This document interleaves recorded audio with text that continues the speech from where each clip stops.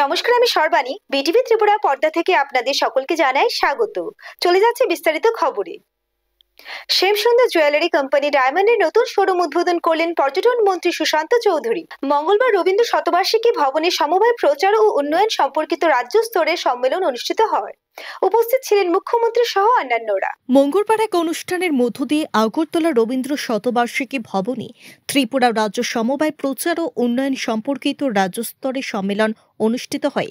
জাতীয় সমবায় union of India New Delhi এবং রাজ্য সমবায় ইউনিয়ন ত্রিপুরা রাজ্য সমবায় বিভাগের যৌথ উদ্যোগে আয়োজিত সম্মেলনে উপস্থিত মুখ্যমন্ত্রী ডক্টর মানিক সাহা এবং মন্ত্রী শুক্লাচরণ সহ অন্যান্যরা। মুখ্যমন্ত্রী এদিন রাজ্য স্তরে সম্মেলনে বক্তব্য রাখতে গিয়ে সমবায়ের বিকাশের বিভিন্ন দিক বিস্তারিতভাবে তুলে ধরেন। শুধু সাকসেস নিয়ে যদি আমরা কথা বলি তাহলে অনেক সময় দেখা যায় 100টার মধ্যে 50টা মাত্র সাকসেস নেই, কিন্তু বাকিগুলো আনসাকসেস। আনসাকসেসগুলো কেন আনসাকসেসফুল হলো সেই স্টোরিগুলো নিয়ে আমাদের কথা বলা উচিত, এবং সেখানে আমরা সবসময় জানি failure is the pillar of success. কাজে এখান থেকে কেন সে আনসাকসেস হলো সেইগুলোর বিষয়ে আরও বেশি দৃষ্টি আকর্ষণ করা এবং এই সম্মেলনে সেইগুলো মেইন উদ্দেশ্য হওয়া উচিত।